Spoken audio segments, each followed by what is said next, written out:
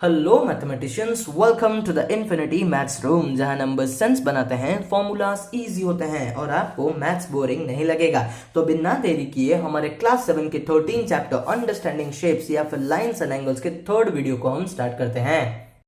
तो आज के इस वीडियो का सबसे पहला वाला टॉपिक है आपका एंगल। हमको ऑलरेडी पता है कि ये एंगल क्या है, लेकिन फिर भी हम एक बार देख लेते हैं। When two rays meet at a point, they form an angle. The point is known as the vertex and the rays are called the arms or the sides of the angle. मतलब देखो, अगर एक point से, ठीक है, एक point से आपके दो रेस निकल रहे हैं या फिर दो रेस आपस में एक ही पॉइंट पे मीट कर रहे हैं, तब आपका एक एंगल फॉर्म होता है। ओके, और ये जो आपके रेस है ना, ये रेस को हम लोग क्या कहते हैं, ये दोनों फॉर्म होते हैं आपके आर्म्स। ठीक है, अच्छा, और ये वाला जो पॉइंट है जहां पे ये दो रेस मीट कर रहे हैं, ये है आपका वर्टेक्स। ठीक है, बस इतना ही कॉन्सेप्ट आपको याद रखना है। और ये है हमारा एंगल, ये तो हमको पता ही है। फिर देखो नेक्स्ट क्या कह रहा है, angles can be form by two line segments having a common and point. तो ऐसा नहीं कि सिर्फ रेस की मदद से ही आप एक एंगल को फॉर्म कर सकते हो, जबकि आप दो लाइन सेगमेंट जिनके दोनों ही एंड पॉइंट्स होते हैं, इसको भी यूज करके आप एक एंगल फॉर्म कर सकते हो। ये दोनों भी आपके आर्म्स बनेंगे और ये वाला जो कॉमन पॉइंट है, इंटरसेक्टिंग पॉइंट है या फिर मीटिंग पॉइंट है, वो होगा आपका वर्टेक्स। ठीक है, बस यही चीज है, यहाँ पे भी हमने मेंशन कर रखा है। देखो यहाँ पे जो है, ये है आपका ए बी वाला। देखो यहाँ से हमने रे लिया बी ए, ठीक है, फिर हमने एक और रे लिया जो कि है आपका बी सी, और ये जो हमारा जो फॉर्म हुआ, ये हुआ आपका एंगल ए बी सी, या फिर आप एंगल सी बी ए कुछ भी कह सकते हो। ध्यान रखना, स्टार्ट करना एक आर्म से है, फिर आपको वर्टेक्स पे आना है, वर्टेक्स से आपको दूसरे आर्म की तरफ जाना है। आप ऐसे आओ या फिर ऐसे जाओ, कोई दिक्कत वाली बात नहीं है। ए बी सी लिखो या सी बी ए लिखो, ध्यान रखना बस क्या है कि वर्टेक्स को बीच में लिखना है और बाकी दो आर्म्स का जो पॉइंट है उसको आपको दोनों साइड में लिख देना है, बस इतना ही है। फिर देखो नेक्स्ट आता है आपका मेजरमेंट ऑफ एन एंगल। आप एक एंगल को मेजर कैसे कर सकते हो, हमको पता है भाई, हम तो प्रोटेक्टर यूज किए हुए हैं बचपन से, तो हम एक प्रोटेक्टर को लेंगे और एक एंगल को मेजर कर लेंगे आराम से। लेकिन फिर भी देखो अच्छे से एक बार हम लोग समझ लेते हैं एक एंगल एक्चुअल में मेजर कैसे होता है। An angle is measured in degrees, हमेशा डिग्री में ही हम एंगल को मेजर करते हैं, ये तो हमको पता है। The symbol of degree is, जो कि कुछ इस तरह का दिखता है, ठीक है, एक छोटा सा सर्कल जो कि किसी भी नंबर के ऊपर लिख देते हैं, जैसे कि 9 डिग्री लिख दो, ठीक है, ये होगा आपका 19 डिग्री, कुछ इस तरह से। ठीक है, अच्छा, तो 60 डिग्री इज रिटन, तो अभी मैं अगर 60 डिग्री लिखूंगा तो मैं ऐसे लिख सकता हूं, और अगर मुझे 75 डिग्री लिखना है तो मैं कुछ इस तरह से लिख दूंगा। One complete rotation about a point is divided into 360 equal parts, each part is called 1 degree. देखो अगर मैं यहाँ पे क्या करूंगा, एक पॉइंट के चारों तरफ ऐसे घूमूंगा, ठीक है, ये मेरा एक पोल है, फॉर एग्जांपल मान लो ये मेरा एक पोल है, और यहां से मैंने स्टार्ट किया और पूरा ऐसे राउंड मारकर यहां तक आया, तो मैंने कितना कवर किया, मैंने कवर किया 360 डिग्री को। क्यों? क्योंकि जब एक सर्कल फॉर्म होता है ना, तब इस पॉइंट से अगर मैं इन सब को, इस सर्कल को इक्वल पार्ट्स में डिवाइड करूंगा तो ये 360 इक्वल पार्ट्स में डिवाइड हो जाएगा, तो जो कि एक एक होता है, यानी कि ये जो एक ऐसा बीच में है ना, ये है आपका 1 डिग्री, और टोटल कितने पार्ट्स है 360, तो टोटल कितना डिग्री होता है आपका 360 डिग्री। अच्छा देखो, ये चीज ना आपके टाइम से थोड़ी बहुत रिलेटेड है। कैसे है, देखो आपका एक एक जो डिग्री होता है ना, वो फर्दर डिवाइडेड होता है 60 इक्वल पार्ट्स में, जिसको हम क्या कहते हैं, मिनट कहते हैं एक एक पार्ट को, और वो जो मिनट है वो फर्दर डिवाइडेड है 60 इक्वल पार्ट्स में, जिसमें से एक एक को हम लोग सेकंड कहते हैं। अच्छा, आप कंफ्यूज हो रहे होगे, देखो मैं आपको समझा देता हूं। आपका जो अर्थ है वो एक ऐसे, मतलब ऊपर से अगर आप मान लो ऐसे देख रहे हो, ठीक है, आपका ये नॉर्थ पोल है बीच में, ठीक है, समझ जाओ, बस आप जस्ट इमेजिन करो, आप ऐसे ऊपर से अर्थ को देख रहे हो जो कि रोटेट कर रहा है, वो कुछ इस तरह से रोटेट करेगा कि नहीं, ठीक है। अच्छा चलो, यहां से मान लो कि मैं इस चीज को एक मार्क के हिसाब से लूंगा, ये वाले प्लेस को, तो ये जब ऐसे घूम के वापस यहां तक आएगा, तब वो कितना कवर करेगा, तब वो कवर करेगा 360 डिग्री। फिर मैं क्या करूंगा, एक एक डिग्री को तोड़ तोड़कर 60 इक्वल पार्ट्स में डिवाइड करूंगा, और मेरा एक एक पार्ट बनेगा मेरा 1 मिनट। ठीक है। और ठीक उसी तरह से 1 मिनट को फिर मैं 60 इक्वल पार्ट्स में जब डिवाइड करूंगा तो मेरा एक एक पार्ट बनेगा मेरा एक एक सेकेंड, ठीक है। फिर देखो अभी हम इस चीज को कुछ इस तरह से लिख सकते हैं 1 degree is equals to 60 minute. यहाँ पे अगर एक ऐसा आप एपोस्ट्रोफिस वाला या फिर डैश दे रहे हो, ये होता है आपका मिनट, और अगर आप 2 दे रहे हो तो ये होता है आपका सेकेंड, ठीक है। तो 1 minute is equals to 60 second. यहां से देखो 8 मिनट्स 45 सेकेंड्स को मैं कैसे लिख सकता हूं, 8 मिनट यानी कि 1 लगा लूंगा और 45 सेकेंड्स यानी कि 2 लगा लूंगा, हो गया। फिर देखो 75 डिग्रीज 40 मिनट और 15 सेकेंड को मैं कैसे लिख सकता हूं, देखो 75 डिग्री मतलब ऐसे एक सर्कल लगा लो और 40 मिनट्स मतलब एक डैश लगा दो और आपका जो 15 सेकेंड है जो कि कुछ ऐसे डबल लगा लो तो हो जाएगा। देखो ये चीज ना, ये जो टाइम वाला जो पार्ट है ना, ये आपको अगर यहाँ पे समझ में नहीं आया तो कोई दिक्कत वाली बात नहीं है, क्योंकि ये जो मतलब ये दिए रखा है ना, ये इतना काम में नहीं आने वाला है। आपका सबसे ज्यादा इंपॉर्टेंट है मेजरमेंट। देखो मैं आपको समझा देता हूं आपको मेजरमेंट कैसे करना है। देखो मेजरमेंट सीखने से पहले हमको कुछ फंडामेंटल सीखने पड़ेंगे, जैसे कि हमारे टाइप्स ऑफ एंगल्स को, मतलब हमारे एंगल्स कितने टाइप्स के हैं। देखो सबसे पहले आता है आपका एक्यूट एंगल, जो भी एंगल जिसका मेजरमेंट आपका 90 से कम है, जैसे कि 80 डिग्री 65 डिग्री 55 डिग्री 45 डिग्री कुछ भी ले लो, ये सारे एंगल्स हमारे एक्यूट एंगल्स है, ठीक है। उसके बाद देखो आपके राइट एंगल क्या है। राइट एंगल मतलब जो भी एंगल आपका एग्जैक्टली 90 डिग्री का फॉर्म होता हो, जिसका मेजरमेंट एग्जैक्टली 90 डिग्री का होता हो, उसे हम क्या कहेंगे, राइट एंगल कहेंगे, ठीक है। उसके बाद देखो आता है आपका ऑब्ट्यूज एंगल। ऑब्ट्यूज एंगल क्या है, जो भी एंगल जिसका मेजरमेंट आपका 90 से ज्यादा हो और 180 से कम हो, उसे हम कहेंगे ऑब्ट्यूज एंगल। यानी कि हमारा 100 डिग्री, देखो 100 हमारा किससे बड़ा है, 90 से बड़ा है, और 180 से छोटा है, तो ये एक ऑब्ट्यूज एंगल है। 120 डिग्री देखोगे तो हाँ ये 90 से बड़ा है और 180 से छोटा है, तो ये है हमारा ऑब्ट्यूज एंगल। मतलब आप ऐसा भी कह सकते हो, the angles that lies between the 90 degree and the 180 degree are known as the obtuse angles, ठीक है। उसके बाद आता है आपका स्ट्रेट एंगल। ये स्ट्रेट एंगल क्या है भाई, एक स्ट्रेट लाइन ले लो और इसका जो मेजरमेंट लोगे अगर वो 180 डिग्री आ रहा है, देखो स्ट्रेट लाइन हमेशा 180 डिग्री ही फॉर्म होगा।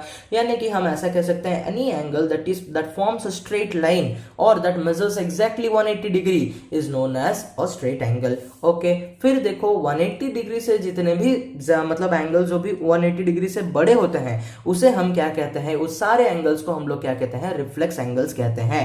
यानी कि any angle that lies between 180 degree and 360 degree. देखो ऐसा हमारा होता है कि नहीं, देखो अगर मैं इस चीज को देखो यहां पे समझाता हूं। देखो फॉर एग्जांपल मैं इस लाइन से ऐसे स्टार्ट कर रहा हूं, ऐसे घूम के मैं यहां तक आ गया, तो ये जो मेरा लाइन है ये मेरा 0 डिग्री भी है और ये मेरा 360 डिग्री भी है कि नहीं, हाँ ठीक है। अच्छा तो जितने भी एंगल्स होते हैं जो कि 180 डिग्री और 360 डिग्री के अंदर रहते हैं, ये सारे होते हैं मेरे रिफ्लेक्स एंगल्स। तो यहाँ पे देखो एग्जांपल के तौर पर 310 डिग्री ये 180 से बड़ा है और 360 से छोटा है, तो ये है मेरा एक रिफ्लेक्स एंगल। ठीक उसी तरह से देखो 210 डिग्री ये भी 180 से बड़ा है और 360 से छोटा है। ठीक वैसे ही 270 डिग्री ये भी तो 180 से बड़ा है और 360 से छोटा है। तो ये तीनों ही एंगल्स मेरे कौन से एंगल्स है, ये तीनों ही एंगल्स है मेरे रिफ्लेक्स एंगल्स, ओके। चलो अभी देखो नेक्स्ट है, ये आपका बहुत ही ज्यादा एक इंपॉर्टेंट सा टॉपिक है और बहुत ही बेसिक सा टॉपिक है, जो कि है आपका एंगल्स अबाउट अ पॉइंट। यानी कि एक पॉइंट के चारों तरफ जितने भी एंगल्स होते हैं उनको लेकर हमको कुछ जानना पड़ेगा। देखो if a number of angles are formed about a point their sum is always 360 degree. जैसे कि देखो ये एक पॉइंट है जो कि है आपका पॉइंट O, इसके चारों तरफ देखो यहाँ पे एक एंगल है, यहाँ पे एक एंगल है, यहाँ पे एक एंगल है, ये एक एंगल फॉर्म हो रहा है, ये भी एक एंगल फॉर्म हो रहा है। तो ऐसे ही यहाँ पे देखो 1 2 3 4 और ये 5 एंगल्स है, लेकिन आप 17 बनाओ 18 बनाओ जितने भी एंगल्स बनाओ एक पॉइंट के चारों तरफ, उन सब का जो सम होगा ना, उन सबको जब आप ऐड करोगे तब आपको हमेशा 360 डिग्री ही मिलेगा। जैसे कि यहाँ पे देखो अगर आप एंगल AOB यानी कि इस एंगल को इस एंगल के साथ जो कि है आपका एंगल BOC और इस एंगल के साथ जो कि है आपका COD और ये वाला एंगल DOE और ये वाला एंगल AOE, इन पांचों एंगल्स को जब आप ऐड करोगे तब आपको 360 डिग्री ही मिलेगा। एक काम करना, मैं आपको बताता हूं कैसे आप इस चीज को मतलब और अच्छे से याद रख सकते हो। ऐसा एक पॉइंट ले लो, एक स्ट्रेट लाइन बना लो, ठीक है। रैंडमली आपको क्या करना है, स्केल की मदद से कुछ इस तरह से ड्रॉ कर लेना है। आप 5 बनाओ या 6 बनाओ, कोई दिक्कत वाली बात नहीं है। प्रोटेक्टर यूज करो, इस एंगल का मेजरमेंट निकालो, मान लो ये 30 डिग्री आया, मान लो ये वाला 80 डिग्री आया, फिर ऐसे ही कुछ कुछ करके आपको 6 या फिर 7 जितने भी आप एंगल्स ले रहे हो उन सबका मेजरमेंट पता चल जाएगा। फिर देखो आप इन सबको ऐड करो, आपको फाइनली कितना मिलेगा, 360 डिग्री ही मिलेगा। तो बस इसी टॉपिक को हमने यहाँ पे कवर कर लिया। फिर देखो नेक्स्ट क्या आता है आपका, नेक्स्ट आता है हमारा एडजेसेंट एंगल्स, यानी कि ऐसे एंगल्स जो कि आपस में चिपके हुए हो। देखो सिर्फ चिपकने से वो एडजेसेंट एंगल्स नहीं बन जाते। हमको चेक करना पड़ेगा कि वो जो दो एंगल्स है वो तीनों मतलब इन तीनों केसेस को वो सेटिस्फाई कर रहे हैं या नहीं, ठीक है। चलो देखो, two angles are said to be adjacent if they have a common vertex. उन दोनों एंगल्स का क्या होना चाहिए, एक कॉमन वर्टेक्स होना चाहिए। जैसे कि देखो यहाँ पे दो एंगल्स है, देखो एंगल BOC, ठीक है, ये वाला है मेरा एंगल BOC और ये वाला है एंगल मेरा एंगल AOC। अगर मैं अच्छे से देखूं इन दोनों का जो वर्टेक्स है वो सेम ही है कि नहीं, O वाला वर्टेक्स है, ठीक है।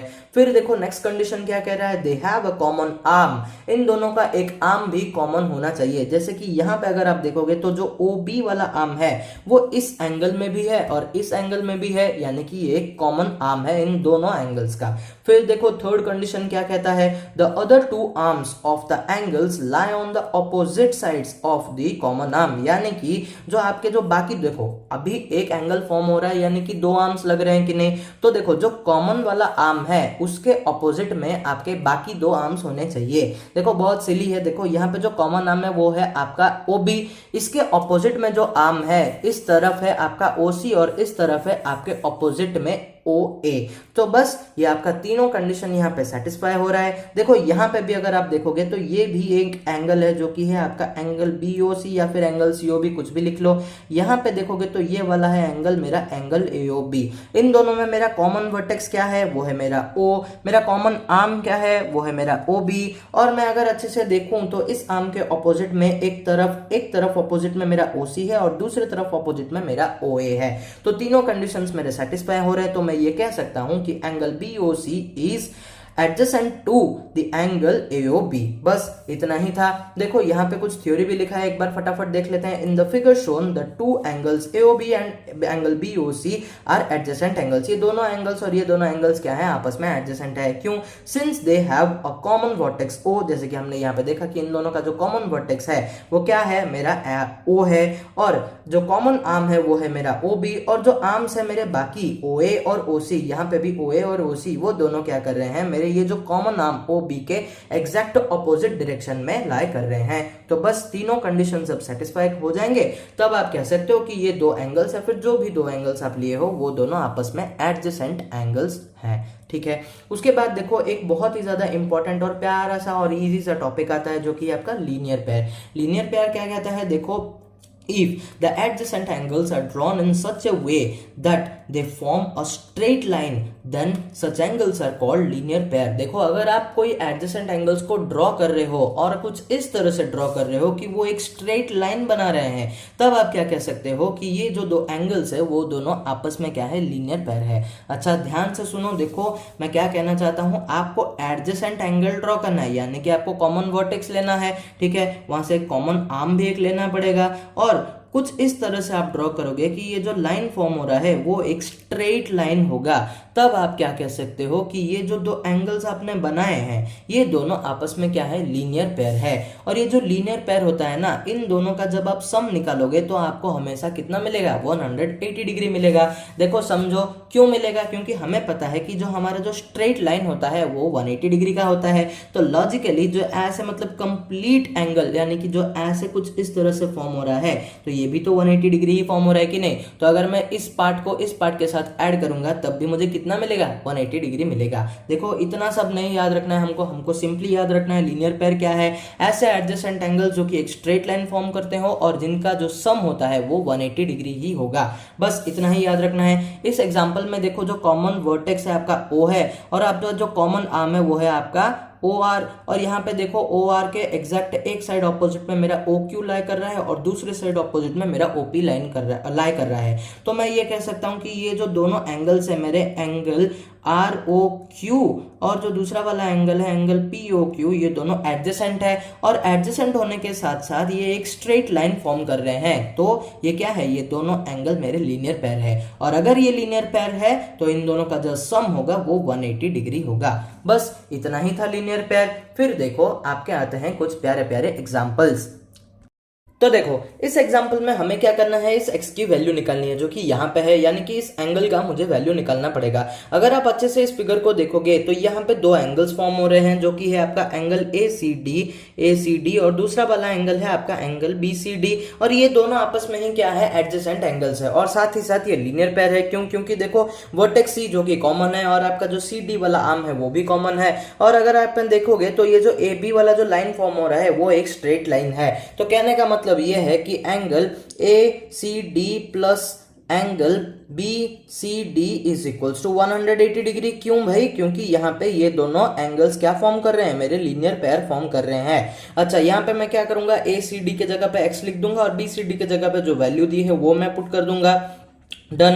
तो x plus 120 degree is equals to 180 degree. मुझे x की वैल्यू चाहिए, x को यहाँ पे रखूंगा, 180 डिग्री यहाँ पे ऑलरेडी है, इस 120 को इधर भेज दूंगा तो यहाँ पे आके वो सब्ट्रैक्ट हो जाएगा। फिर मुझे x की वैल्यू क्या मिल गई, मुझे मेरी x की वैल्यू मिल गई 60 डिग्री। Okay done.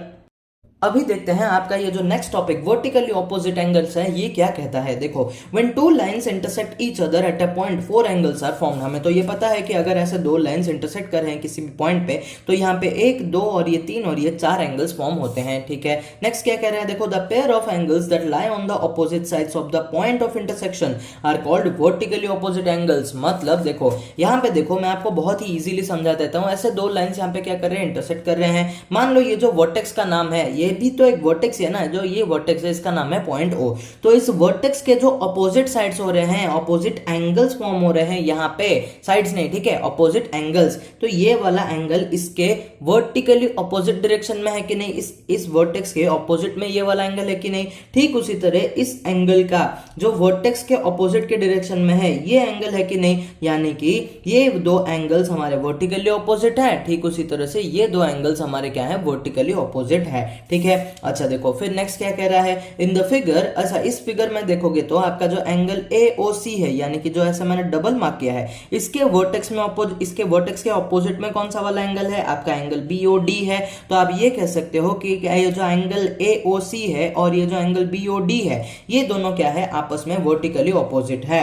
ठीक है, ठीक उसी तरह से देखो आपका जो ये वाला एंगल है, एंगल AOD और ये जो एंगल BOC, ये दोनों भी क्या है, आपस में वर्टिकली ऑपोजिट एंगल्स है। ठीक है, चलो फिर देखो यहाँ पे एक बहुत ही इंपॉर्टेंट पॉइंट है जो कि आपको नोट करना है। It must be noted that vertically opposite angles are equal. हमेशा याद रखना, जो भी आपके वर्टिकली ऑपोजिट एंगल्स होते हैं वो हमेशा इक्वल होते हैं।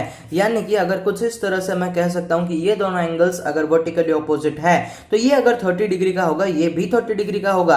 अगर ये 90 डिग्री का है तो ये भी 90 डिग्री का ही होगा। ठीक है, तो यहां से हम क्या लिख सकते हैं, angle AOD is equals to angle COB, यानी कि एंगल AOD ये वाला एंगल और ये वाला एंगल एकदम बराबर है, यानी कि इन दोनों का जो मेजरमेंट होगा वो इक्वल होगा। ठीक उसी तरह से angle AOC is equals to angle BOD भी हम लिख सकते हैं। ठीक है, और अभी आता है आपका कॉम्प्लीमेंट्री एंड सप्लीमेंट्री एंगल्स। देखो सबसे पहले देखते हैं कि ये कॉम्प्लीमेंट्री एंगल्स होते क्या है। अगर देखो मान लो कि मैं किसी भी दो एंगल्स को ऐसे ले रहा हूं रैंडमली और उन दोनों को अगर मैं ऐड कर रहा हूं और उनका जो सम है वो मुझे 90 डिग्री मिल रहा है, तो मैं ये कह सकता हूं कि ये जो दोनों एंगल्स है वो दोनों ही एंगल्स मेरे क्या है, कॉम्प्लीमेंट्री एंगल्स हैं। अच्छा, फिर देखो क्या कह रहा है, each angle is the complement of the other, यानी कि ये वाला एंगल इसका कॉम्प्लीमेंट होगा और ये एंगल इसका कॉम्प्लीमेंट होगा। जैसे कि एग्जांपल के तौर पर लेते हैं 20 डिग्री प्लस 70 डिग्री, इन दोनों को ऐड करने से मुझे 90 डिग्री मिलेगा। तो मैं ये कह सकता हूं कि मेरा जो 20 डिग्री है it is a complement of 70 degree and 70 degree is a complement of 20 degree. बस अभी देखो कुछ examples. The complement of 53 degree, अगर आपको पूछेगा to find the complement of 53 degree, तब आप क्या करोगे, 90 से उसे सब्ट्रैक्ट कर कर देना। जिस भी एंगल का आपको कॉम्प्लीमेंट पूछा है आपको क्या करना है, उसे 90 से सब्ट्रैक्ट कर देना है और आपको आंसर क्या मिलेगा, यहाँ पे 37 डिग्री। तो आप क्या कह सकते हो, यहाँ पे क्या लिख सकते हो स्टेटमेंट के हिसाब से, the complement of 53 degree is 37 degree, या फिर ऐसा लिख सकते हो कि 37 degree is the complement of 53 degree. ठीक है, अभी देखो नेक्स्ट एग्जांपल क्या कह रहा है, the complement of x plus 25 degree. देखो इसको ना देखकर आपको घबराना नहीं है, क्योंकि हमको करना क्या है, अगर हमको कॉम्प्लीमेंट पूछा है तो हम करेंगे वही, क्या करेंगे, 90 से सब्ट्रैक्ट करेंगे। तो 90 minus x plus 25 degree. Okay done. अच्छा ये डिग्री का सिंबल अच्छा बाहर रहेगा। फिर देखो मैं क्या करूंगा, जब मैं ब्रैकेट ओपन करूंगा तब देखो ये जो माइनस है इस x को भी माइनस कर देगा और ये जो 25 है इसको भी माइनस कर देगा। अगर आपको ये चीज नहीं पता तो मैं यहाँ पे आपको समझा देता हूँ। देखो जब भी ब्रैकेट के अंदर कोई भी चीज हो और इसके सामने से माइनस हो ना, तब जब आप इस ब्रैकेट को हटाओगे ये जो माइनस होगा ना, ये इस पहले वाले नंबर को भी खराब कर देगा और इस दूसरे वाले नंबर को भी खराब कर देगा, यानी कि ये कर देगा -x और ये -25। और अगर आप पूछोगे कोई यहाँ पे अगर x -25 होता तो क्या होता, तो देखो इसके अगर बाहर माइनस है तो इस मतलब इस x को इसने खराब करके -x बना दिया, लेकिन यहाँ पे ये क्या करेगा, ये देखेगा कि यहाँ भी माइनस है और मैं भी तो माइनस हूं, तो मैं क्या करूंगा, दोस्ती कर लूंगा, तब ये क्या होगा कि प्लस बन जाएगा। ठीक है, कुछ इस तरह से आप इस चीज को याद रख सकते हो। फिर देखो मैं क्या करूंगा, 90 माइनस 25 मेरा कितना होता है, 65 होता है और यहाँ पे -x एज इट इज रह जाएगा। तो आप क्या लिखोगे कि 65 minus x degree is the complement of x plus 25 degree. ठीक है, अभी देखो देखते हैं आपका सप्लीमेंट्री एंगल्स क्या होते हैं। देखो two angles are called supplementary angles if the sum is 180 degree. अगर किसी भी दो एंगल्स का जो सम है वो हमारा 180 डिग्री होता है तो ये दोनों ही एंगल्स हमारे क्या है, सप्लीमेंट्री एंगल्स होते हैं। ठीक है, ठीक वैसे ही each angle is supplement of the other, मतलब ये इसका सप्लीमेंट है और ये इसका सप्लीमेंट है। एग्जाम्पल के तौर पर देखो अगर 30 डिग्री प्लस 150 डिग्री आपको करना है तो आपको 180 डिग्री मिलेगा। तो आप क्या कह सकते हो कि ये जो 30 डिग्री है ये है सप्लीमेंट मेरे 150 डिग्री का और ये जो 150 डिग्री है it is a supplement of 30 degree. ठीक है, चलो इसको एक एग्जांपल से देखते हैं। अगर आपको कोई पूछेगा कि what is the supplement of 105 degree, तब आप क्या करोगे, इसको सब्ट्रैक्ट करोगे किससे, 180 से। देखो याद रखो, अगर आपको सप्लीमेंट पूछा है तब आपको 180 डिग्री से सब्ट्रैक्ट करना है और अगर आपको कॉम्प्लीमेंट पूछा है तब आपको 90 डिग्री से सब्ट्रैक्ट करना है। देखो जब आप ये सब्ट्रैक्शन करोगे तब आपको 75 डिग्री मिलेगा और आप स्टेटमेंट ऐसे लिखते हैं ना कि 75 degree is the supplement of 105 degree. ठीक वैसे ही हम ये दूसरे वाले एग्जांपल के भी सॉल्व कर सकते हैं। यहाँ पे क्या पूछा है, what is the supplement of 90 minus a plus b degree. देखो इस ये ना, देखो मैं एक चीज हमेशा आपको बताता हूं और हमेशा याद भी रखना, प्लीज कभी भी ऐसे अलजेब्रास को देख के हमको घबराना बिल्कुल भी नहीं है, क्योंकि हमको मेथड पता है भाई। हमको पता है कि हमको अगर सप्लीमेंट पूछा है तो मैं 180 डिग्री से ही उसको माइनस करूंगा, यहाँ पे भले ही कुछ भी दिया हो। ठीक है, अभी देखो फिर मैं क्या करूंगा, इस ब्रैकेट को जब ओपन करूंगा जैसे कि मैंने आपको सिखाया था, ये माइनस क्या करेगा, इस 90 को खराब कर देगा, ये माइनस देखेगा इसके साथ दोस्ती कर लेगा तो ये प्लस बन जाएगा, इसको भी खराब कर दिया तो ये माइनस बन जाएगा। फिर देखो 180 माइनस 90 डिग्री कर लो, आपको 90 डिग्री मिलेगा और ये बाकी सब तो एज इट इज ही रह जाएंगे। ठीक है, यहाँ पे माइनस है, देखो देखो मैं फिर से लिख देता हूँ, यहाँ पे देखो 180 माइनस 90 मेरा 90 बन गया और ये प्लस है और ये माइनस भी एज इट इज। फिर ऐसे एक ब्रैकेट लगा के यहाँ पे एक डिग्री का सिंबल दे देना यहाँ पे और मत देना। ठीक है, तो आप जब स्टेटमेंट लिखोगे तब क्या लिखोगे, 90 plus a minus b degree is the supplement of 90 minus a plus b degree. बस इतना ही था आपका ये जो कॉन्सेप्ट, जितने भी हमारे complementary angle, supplementary angle, vertically opposite angle, इन सब के बारे में, एंगल्स के बारे में अभी हमने हर एक फंडामेंटल कॉन्सेप्ट को डिटेल में कवर कर लिया है। नेक्स्ट वीडियो में हम करवाएंगे आपको आपका एक्सरसाइज 13.2। तब तक आप प्लीज ये सारे कॉन्सेप्ट्स को ध्यान में रखो, याद करो, पढ़ो, वीडियोस को देखो बार बार और लिख के प्रैक्टिस करना। ठीक है, चलो बाय बाय, टेक केयर।